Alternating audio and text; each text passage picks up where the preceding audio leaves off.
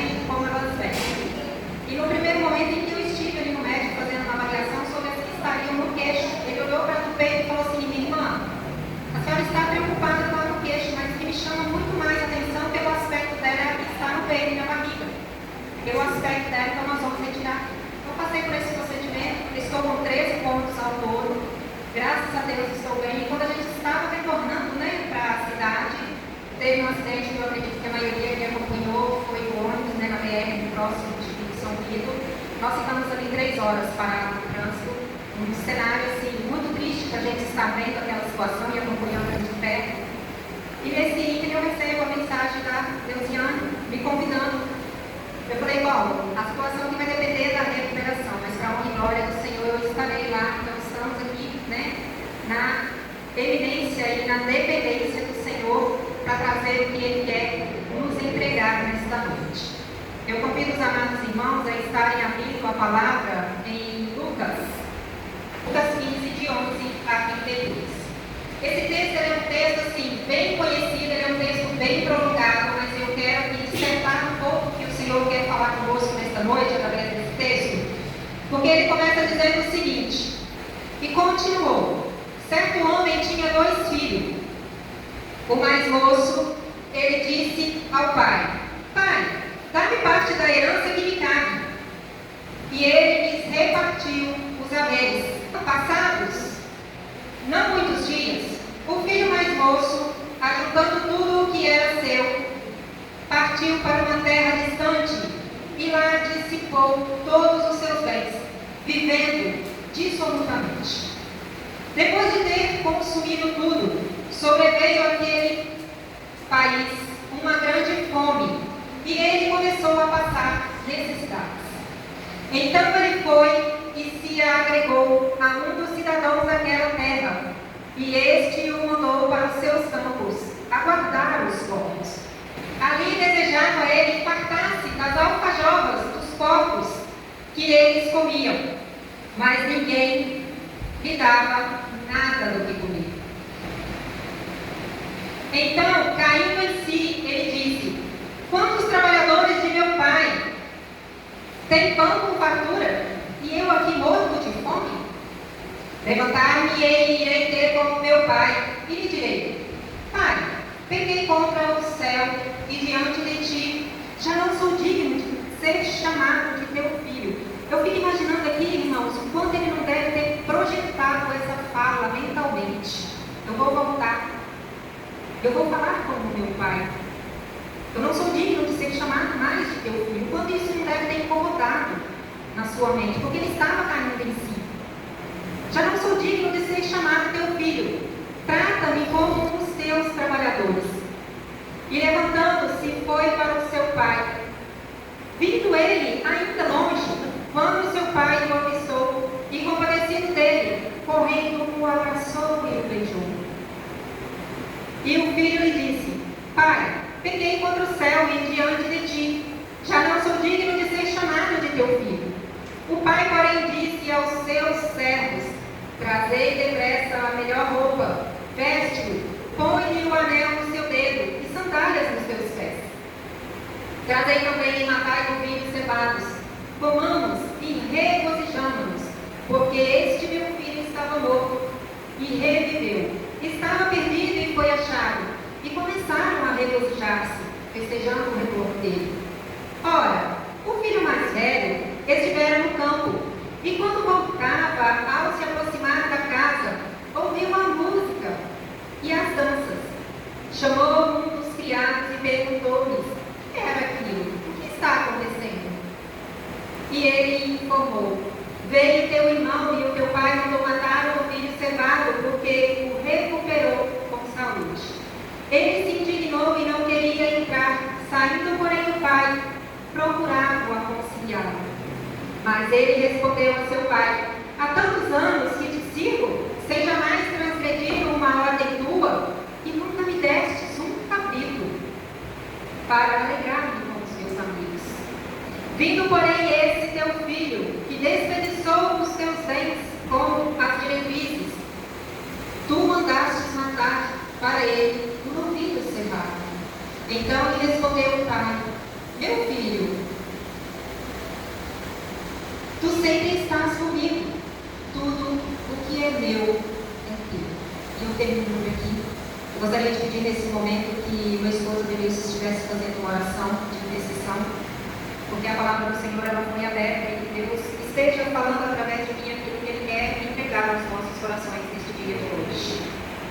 Deus amado e grandioso Deus, te agradecemos e te louvamos, Senhor, por esse dia, por estar aqui reunidos com nossos irmãos, ó Pai, ouvindo a Tua palavra. Seja conosco, Senhor meu Deus, seja com a minha esposa, que irá nos trazer a palavra desta noite. Fale, Senhor meu Deus, através da Tua serva, e abra os nossos corações para que possamos absorver a Tua palavra e colocar em prática no dia a dia. Seja conosco, em nome de Jesus. Amém. Amados, eu gosto muito de falar de lugar. Eu estive aqui na última palavra falando sobre o lugar da família. E lugar é vida. Porque o peixe fora da água ele não sobrevive, o pássaro fora do ar ele não sobrevive. Assim conosco, enquanto seres humanos, se nós não estivermos ocupando o nosso devido lugar, nós não iremos viver aquilo que o Senhor nos fez para viver. Nós estaremos muitas das vezes sobrevivendo. Então, o que eu quero trazer aqui hoje a respeito dessa palavra, dessa parábola que Jesus nos deixa, muitos ensinamentos através da palavra, aqui através de parábolas. Eu quero dissertar aqui um pouquinho sobre o lugar de um pai na vida de um filho. Porque o maior legado de um pai não é o que ele deixa nas mãos dos filhos com relação a bens materiais, mas é o que ele deixa dentro desse filho. É o que ele constrói internamente no coração desse filho, no caráter desse filho. E essa palavra de Lucas, onde Jesus está dissertando essa parábola, ele nos traz três personagens principais: o homem com dois filhos. Então aqui eu começo fazendo uma pergunta, três perguntas centrais. Avalie você nesse momento. O que na minha história com o meu pai ainda influencia quem eu sou hoje? Pergunte isso para você. A segunda pergunta: o que eu vou levar adiante de tudo isso que eu recebi? E o que eu preciso deixar para trás? E o que eu preciso transformar à minha maneira?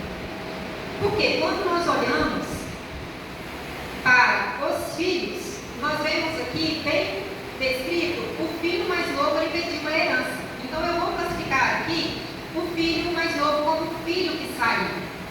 E quando a liberdade se torna ruptura, ela pode trazer algumas consequências, a depender de como essa ruptura ela foi feita para que essa pessoa alcance a liberdade. E dentro desse contexto nós vemos Jesus descrevendo um homem com dois filhos, o que nos leva a entender que era uma família incompleta, porque onde estava a mãe? Então a Bíblia ela não traz aqui, através dessa descrição de Lucas, o nome desse homem, não traz o nome desses filhos, nem a sua nacionalidade, nem a sua origem. Ele só diz que é um homem com dois filhos. E o filho que partiu, que é o filho mais novo, ele pede ao pai inicialmente o quê? Parte da herança. Então o pai foi ali, olhou, porque o texto nos traz isso, ele dividiu, tinha dois filhos, ele dividiu, o mais novo tomou de sua parte, tomou de todos os bens que ele recebeu como herança e partiu. Ele partiu.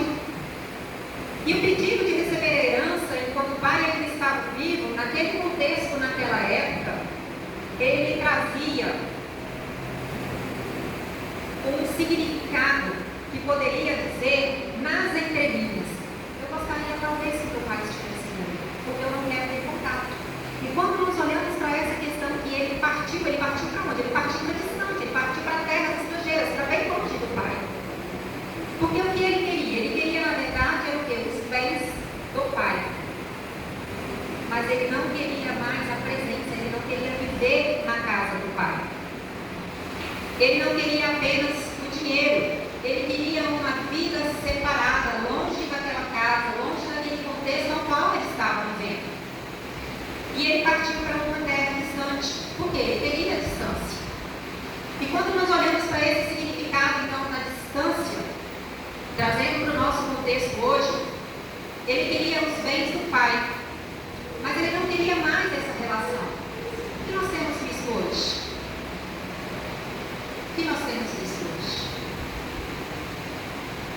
continua acontecendo no dia a dia.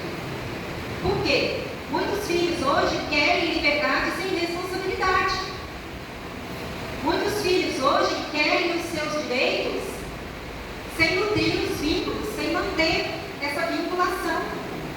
Muitos filhos hoje querem as heranças sem honrar as referências, sem honrar as origens. E muitos filhos querem a bênção, mas não querem os relacionamentos. E o que nós mais temos visto nos conflitos familiares entre pais e filhos são o quê? Não há comunicação. Não há comunicação. E a região distante, ela não é apenas uma região geográfica. Para sair da casa, ele precisou primeiro se afastar internamente daquilo que aquela casa representava. O que aquela casa representava para esse filho? O que a sua casa representa para você? O seu filho, enquanto de menor, está sob a sua guarda. O que o lar representa para ele? O que você tem construído no coração do filho? Por quê? Maturidade não é negar a origem. É conseguir sair da casa dos pais, assim como a própria palavra nos diz. O homem deixará pai e mãe, unir-se à esposa, e juntos formarão uma só carne. E conseguir sair da parentela, sair do lar dos pais, sem precisar destruí-la. Tendo maturidade e autorresponsabilidade. Porque uma pessoa pode dizer: eu não quero ser nada parecido com o meu pai. Às vezes, o pai é viciado, é alcoólatra, tem algumas manias, e você não quer isso para você. Mas quando você nega, quando você rejeita isso, acabamos repetindo de alguma outra forma o mesmo padrão que nós negamos dos pais. Aquilo que eu passo a vida toda tentando negar pode continuar governando a minha vida, enquanto eu não elaborar a minha relação com a minha profissão. Porque ao longo da nossa vida, hoje quem tem 60, quem tem 70, quem tem 80, 40, né, os novinhos, ao longo da vida nós somos sendo compostos o quê? Por memórias. A história da vida de cada um é regida por memória, por marcas, por feridas, por dores, por momentos alegres, felizes, de comunhão. E nesse filho sair para distante teve consequências. E qual foi a primeira consequência? Dinheiro. Ele, dotado das posses, dos bens, ele teve consequências. Por quê? Ele acabou com o dinheiro. E quando ele estava lá na miséria, o que ele fez? Ele não tinha o que comer. Ele não tinha o que comer. E quando ele deu em si, ele caiu em si, que ele estava lá tendo que se alimentar das alfarrobas, aquelas bolotas de farelo de porco, de lavagem, que ficam ali nos coxos dos porcos. E ele, para se sustentar, ele teve que se sujeitar aqui. Ele falou assim: poxa, os empregados do meu pai se alimentam muito melhor do que eu. O que eu estou fazendo aqui? Eu preciso voltar, eu preciso me redimir, eu preciso me reconciliar com meu pai.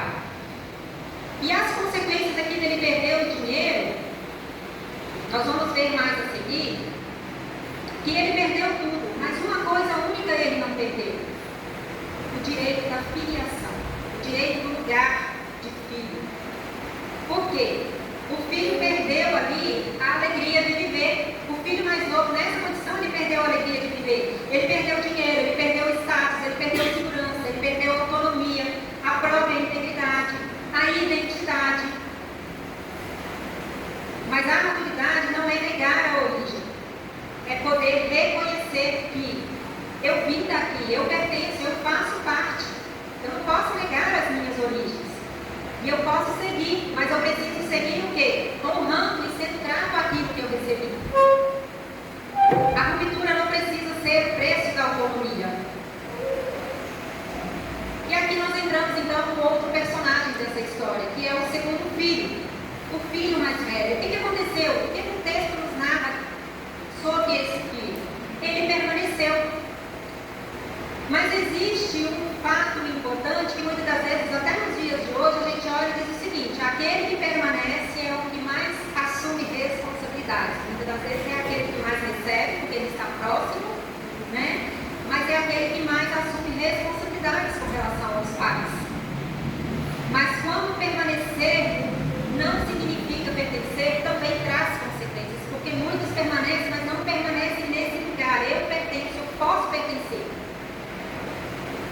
E isso traz consequências, porque Jesus, quando vira a lente, né, para esse filho mais velho, ele diz o seguinte: o outro filho mais velho não foi embora. Mas será que ele estava bem nessas condições? Será que estava tudo bem com ele? Ele permanecendo nesse lugar ali, junto com o pai, na vida, nos afazeres juntamente com o pai? Por quê? Ele ficou na casa junto ao pai. Ele trabalhou de sol a sol. Ele obedeceu às orientações e às ordens do pai. Ele as seguiu. Ele serviu muito. Mas ele não usufruiu. Ele não usufruiu. Ele não soube usufruir. Mas quando o irmão mais novo volta, o pai então prepara uma festa. E o que acontece com esse segundo irmão, o mais velho, que permaneceu? Como que ele reagiu a esse retorno do irmão? Ele se irou, ele se enraiveceu, ele se enciumou. Ele ficou irado com a situação, por quê? Ele já tinha tomado a parte da herança e ele partiu, ele perdeu tudo, ele pôs tudo fora. E agora ele volta, pai, o senhor ele não recebe com tantas regalias? Há tantos anos eu te sigo, sem jamais transgredir uma ordem tua. Eu permaneci do teu lado, te servindo. E nunca me destes um cabrito sequer para me alegrar-me com os meus amigos. E aqui tem uma chave, por quê? Olha a distorção de como ele se sentia nesse lugar e dentro dessa casa, juntamente com o pai. Eu te sigo. Ele não disse, eu sou o teu filho. Ele estava como servo dele, do próprio lar, juntamente com o próprio pai. E aqui nos traz uma revelação que isso revela também que existia uma ruptura dentro daquela casa. Eles estavam perto geograficamente, mas totalmente distante afetivamente. Quantos lares hoje nós temos vivenciado e visto essa disruptura de afetividade, sem falta de comunicação? Ele não conseguia celebrar a restauração e o retorno do irmão mais velho, porque ele estava comparando, ele estava mentalmente calculando o que o irmão já tinha tomado e o que ele ainda não tinha tomado. E ele estava guardando ressentimentos. E aqui nasce uma aplicação muito profunda para os dias de hoje, para nós, trazendo isso para nós. Há filhos que abandonam a casa e partem. E há filhos que permanecem nela, mas abandonam internamente o lugar de filho. O filho mais velho permaneceu, mas ele também não ocupava esse lugar de filho.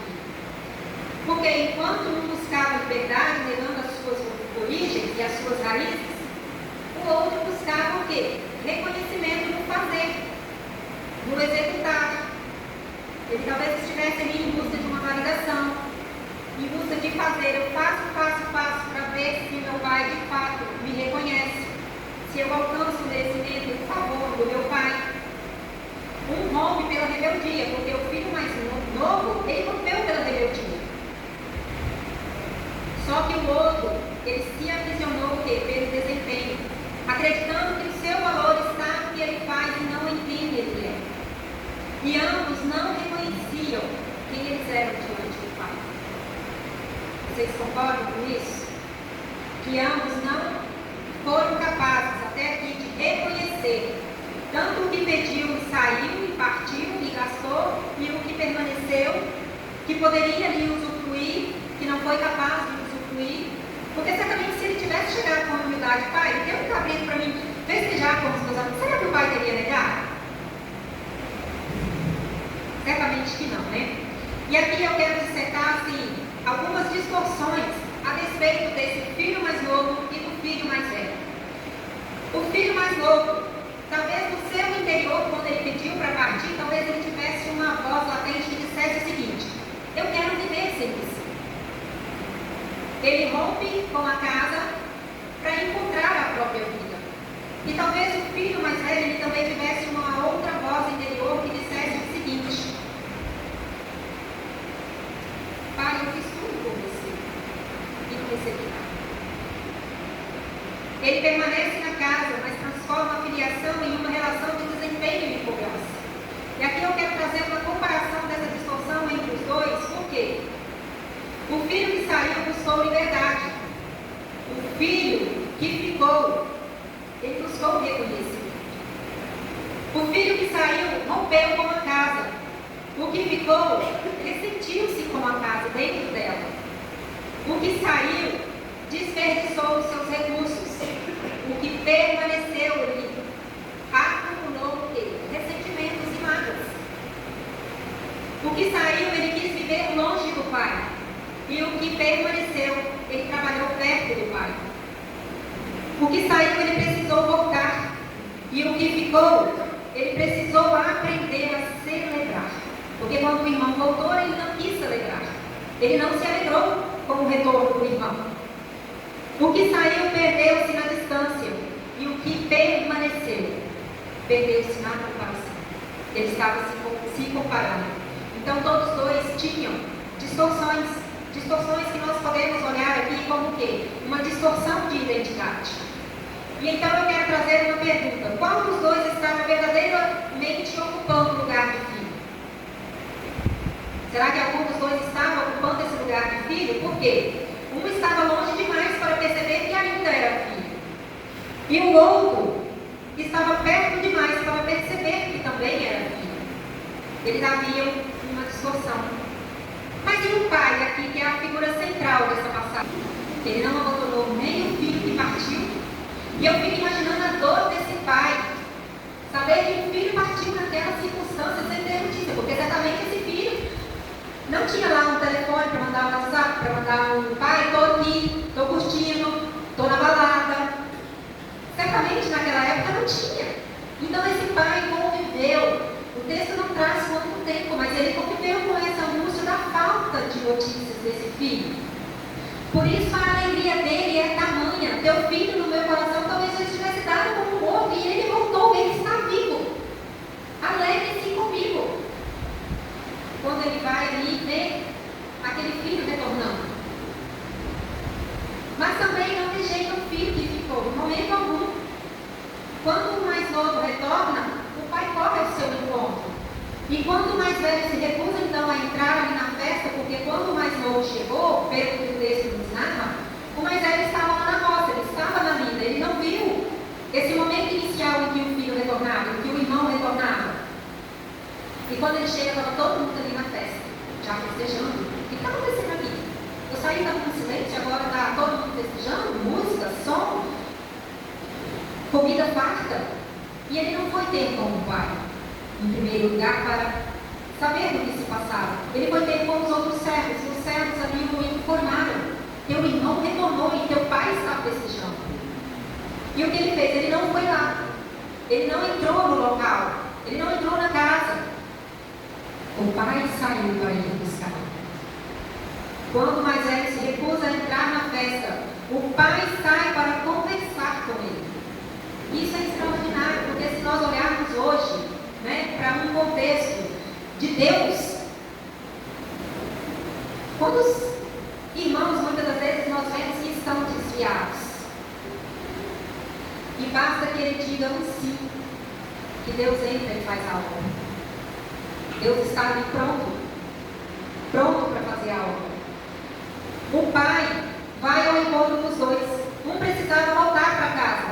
O outro precisava entrar na festa. Um precisava experimentar a graça. O outro precisava abandonar os ressentimentos. O pai não controla o caminho dos filhos, mas também ele não abandona o teu lugar de pai. Ele não impede o filho de partir. Mas ele permanece disponível para a reconciliação. E ele aguardou essa reconciliação e recebeu o filho de braços abertos. E o que podemos aprender então com essa atitude desse pai? Em primeiro lugar, isso é autoridade sem controle. É presença sem invasão. É amor sem permissividade. Porque o retorno do filho, quando ele volta, o pai não o recebe como empregado. Porque lá, quando ele estava lá naquela situação, o que ele pensou? Eu vou voltar e vou pedir ao meu pai que me receba pelo menos como um empregado. Mas o pai não recebeu como um empregado, como servo, ele recebeu como filho. E o que esse pai trouxe? O que ele disse ali para os seus servos? Traga a melhor roupa, traga-lhe o anel, traga-lhe as sandálias, prepare um novilho cevado, vamos festejar. Por quê? O arrependimento não comprou a filiação. Ele voltou porque ele se arrependeu da situação a qual ele estava e ele reconheceu o erro dele. Mas o retorno revelou que o vínculo ainda existia. Ele havia perdido os recursos, ele havia desperdiçado a herança, mas não havia deixado de ser filho. Ele não havia perdido o direito e o pertencimento desse lugar de filho. E aqui nós podemos olhar para um contexto dentro dessa narrativa. O que significa a casa? Porque nós vemos várias vezes aqui dentro do texto que aparece esse lugar como casa. A casa, ela significa o quê? Pertencimento antes do desempenho. O filho volta dizendo: eu não sou digno.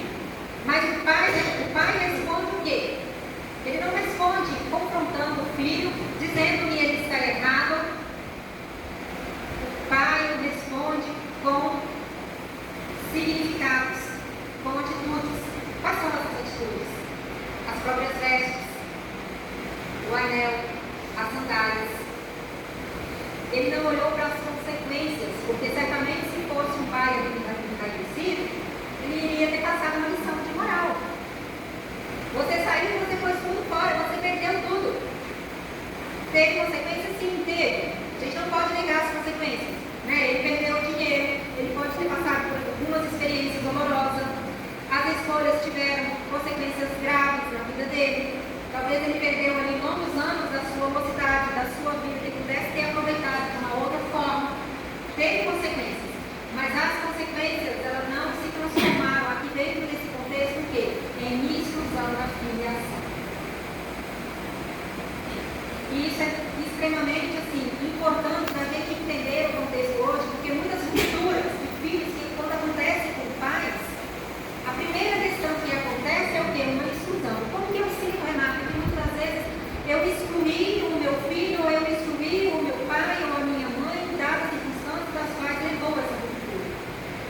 Se você, por exemplo, não consegue ouvir falar o nome do seu pai ou da sua mãe, é porque aí tem uma ruptura. Isso é um significado, é um sinônimo que você excluiu aquilo que te chegou. E isso lhe trará consequências graves, por quê? Quando os filhos hoje carregam até a vida adulta a sensação de que precisam provar o seu valor, conquistar a aprovação, compensar erros, ser perfeitos e produzir para merecer reconhecimentos. E quantos pais, mesmo amando profundamente, acabam comunicando o amor como que é muitas das vezes a comunicação? Muitas das vezes ela não vem verbalmente. Ela vem pelo contato físico, por um gesto. E muitos pais, principalmente, acabam comunicando essa linguagem de amor para os filhos através do quê? Do desempenho. Você tirou 7, você tinha que ter tirado 10. Mas pai, 8, 9 é uma nota boa. Você tinha que ter tirado 10. Você não faz outra coisa, você não faz mais do que a sua obrigação de me apresentar o 10. Mas eu tirei 8. Para ele, na mentalidade dele, já está bom. Então ele vai sendo moldado em cima de que nunca é o suficiente. Nós passamos por isso. Cada um que aqui está passando por isso. Filhos precisam de limites. Não estou dizendo que não deva aí cobrar os filhos, porque se a gente for deixar, né, como se diz, na forma que eles querem, é de 5 para baixo. Eles não mostram nota.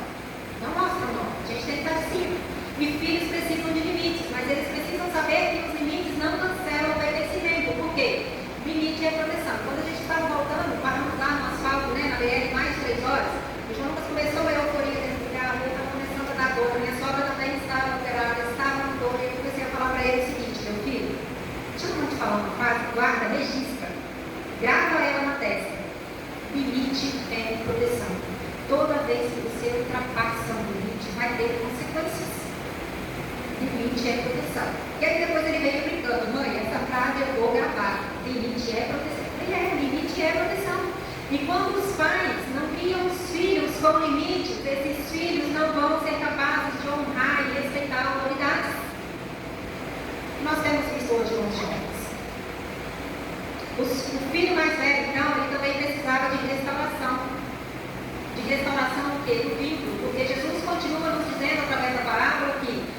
vai sair da festa para ir ter com o filho mais velho.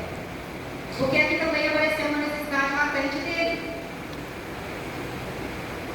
Ele estava nesse lugar de fazedor e não sendo reconhecido por esse pai.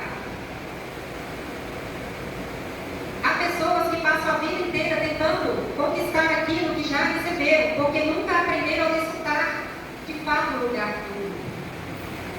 E o que isso diz, então, sobre os pais no dia de hoje? Para concluir, amados, porque o meu tempo já está estourando, eu quero aqui deixar alguns ensinamentos para o dia de hoje. O que essa parábola quer nos ensinar sobre essa função da paternidade? Pais podem errar de várias formas, de várias maneiras. Por quê? Eles podem errar pela ausência, pelo controle, pela permissividade, pela negligência emocional, pela cobrança excessiva que acaba gerando controle, pela tentativa de viver através dos filhos, porque existe dependência emocional, carências afetivas, pela dificuldade de reconhecer os próprios erros.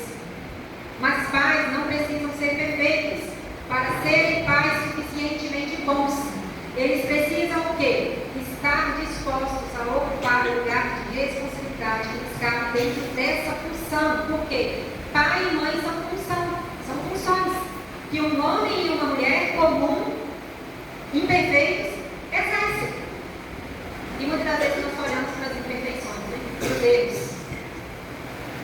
Um pai justo, ele estabelece limites, ele ensina responsabilidade, ele permite que o filho passe a sofrer por algumas consequências, responder pelas próprias consequências.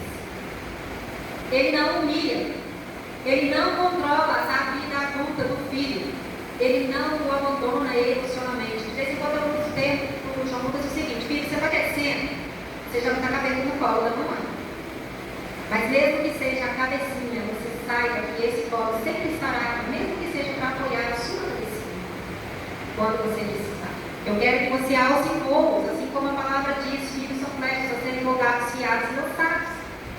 Mas quando precisar de regressar, que seja um acolhimento com a cabecinha no colo da mamãe, enquanto estiver em vida, sempre vai estar aqui. Oferecer direção, deixar o filho crescer, permanecer disponível para a reconciliação quando for preciso. E o que acontece quando o pai não ocupa o seu lugar de pai? Aqui nós vemos algumas consequências, eu quero enumerar aqui 4 fatores para concluir. A criança aprende relacionamento através de experiências, todos nós aprendemos dessa forma. E os 4 fatores comuns, quando um pai não ocupa esse lugar de pai, nós vemos: filhos querem autonomia sem romper internamente com a dependência infantil. Primeiro fator. Por quê? Eles querem liberdade, mas ainda esperam que os pais os sustentem nas suas escolhas. Filhos adultos infantilizados querendo ser sustentados pelos pais. O segundo fator: pais confundem a autoridade com o controle. Tentam impedir que os filhos vivam as suas próprias escolhas e as suas próprias consequências. Crescemos quando aprendemos a lidar com as consequências dos nossos próprios atos. Se responsabilizar pelos próprios atos. O terceiro fator: filhos confundem honra com submissão. Honrar pai e mãe não significa permanecer eternamente infantil. Não significa. É preciso crescer. É preciso evoluir. E o quarto fator: famílias acumulam histórias não elaboradas, como mágoas, como comparações, como culpas, como favoritismos, como segredos de famílias, como perdas não elaboradas, lutos não vivenciados, não elaborados, não rompidos, que vai se tornando aí, trazendo depressões, trazendo ansiedades.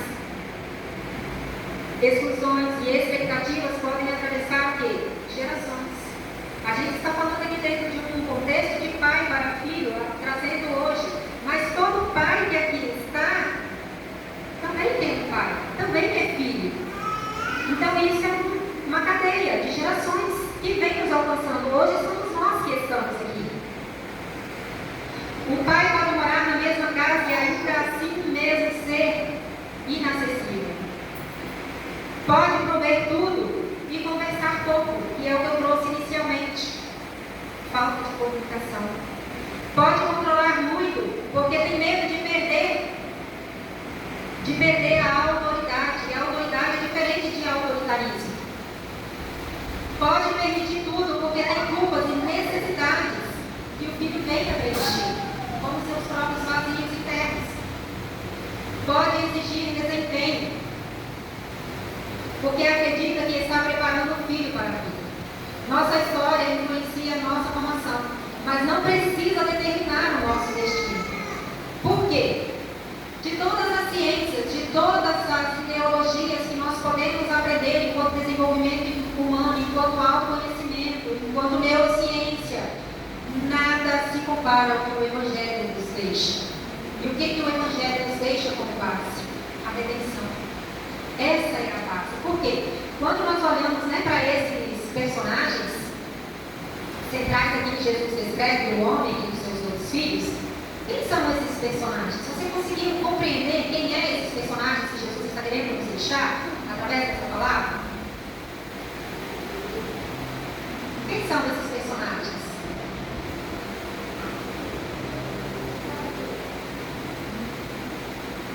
O Pai aqui, nós podemos entender que o Pai é Deus. Como Deus age conosco? Quando nós erramos? Quando nós falhamos?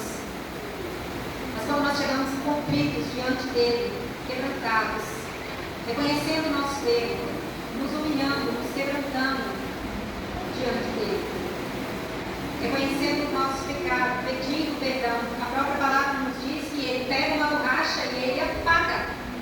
Ele apaga. Ele não relembra. E nós, humanamente falando, nós temos uma dificuldade de esquecer, de apagar, de passar a borracha, de virar a página. Temos ou não temos? Nós ficamos remoendo. Então, essa figura do homem aqui, ela traz uma representação como a pessoa do Deus Pai. Aquele que te recebe de braços abertos e apaga todas as tuas iniquidades e todas as tuas transgressões. Basta que você abra a porta do coração. Por quê? Existe uma chavinha, só Ele conhece, só Deus conhece a integridade e a verdade que se passa no coração do homem. Mas Ele só vai agir nesse coração se você abrir e convidá-lo a entrar. Ele não arromba a porta de ninguém. O segundo personagem aqui, que é o filho mais velho, nós podemos entender como o quê? O velho homem, o velho eu, a velha criatura, caindo no pecado, na inveja, na comparação, no ego, no eu, no orgulho ferido, na servidão sem usufruir, na religiosidade, e que ainda não acessou o seu lugar de filho. E o filho mais novo? Porque o filho mais novo é como se ele estivesse vivenciando tudo isso aqui que o filho mais velho se classifica. Ele partiu, mas ele caiu em si. Então nós podemos entender que esse filho mais novo, ele é o que? A nova criatura, o novo homem, o novo eu, lavado e remido pelo sangue do Cordeiro, que reconheceu, aquele que reconheceu o seu erro, se arrependeu e retornou à casa do Pai com o espírito quebrantado, pois não se achava mais digno de ser chamado filho de Deus, filho do Pai, filho de Deus. Ele queria voltar como empregado do Pai, como um servo. Mas a graça o alcançou, restaurando então o seu lugar de filho. E hoje não só para os pais, mas para quem está aqui, tanto para pais, filhos, mulheres, mães, avós, para cada um que está aqui. Talvez alguém aqui neste momento precise voltar a esse lugar de filho. Talvez alguém precise deixar de fugir. Talvez o seu desejo seja fugir da sua casa, fugir da sua parentela, fugir dos seus problemas, fugir da sua vida caótica cotidiana. Mas talvez você precise deixar de fugir e encarar. Talvez alguém precise deixar de tentar merecer. Talvez algum pai precise pedir perdão, ou se perdoar pelo que fez para com seus filhos. Talvez algum filho precise parar de carregar uma dívida emocional que não é sua. Talvez alguém precise aprender que honrar pai e mãe não significa continuar preso a eles na tua infância. E talvez alguém precise compreender Que crescer não exige negar e excluir as suas origens, mas exige honrar de onde eu vim. E talvez alguém precise aprender o fundamental: descansar nos braços. Porque muitas das vezes, amado, não nos falta fé. Não nos falta fé diante das tribulações, diante das lutas, diante de estar ali vendo meu filho perdido nas drogas, porque eu sei que muitos pais hoje, mães, têm vivenciado essa situação. E não nos falta fé, oração. Muitas das vezes nos falta aprender a descansar. E aquele que o Senhor nos concebeu no ventre, como um propósito, ele pode estar perdido, mas ele vai retornar. Nós precisamos aprender a confiar e descansar. Você não escolheu a família na qual você nasceu. Nós não escolhemos. Você acha que você escolheu o pai e a mãe que você tem? Eu não escolhi. Meu pai e minha mãe são primos. E um dia minha mãe virou para mim numa situação lá de divórcio que a gente estava passando. Minha filha, eu preciso te pedir perdão pelo pai que eu te dei. Eu tive a oportunidade de te dar outro pai. Minha mãe, nunca mais me fale isso. Jamais. Porque é exatamente esse pai, como ele é e assim como a senhora é, que eu sou quem eu sou. Eu não seria eu, se não fosse a junção de vocês dois.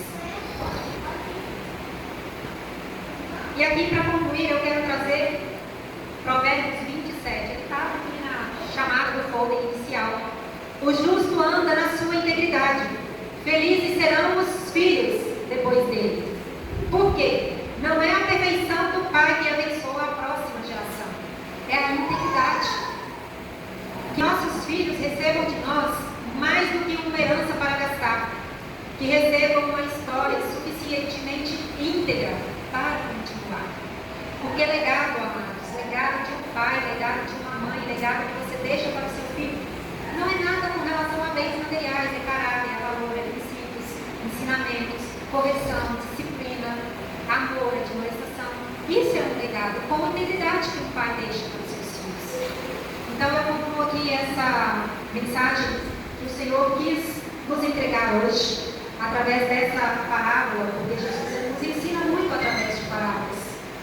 Que possa germinar no teu coração essas sementinhas que foram plantadas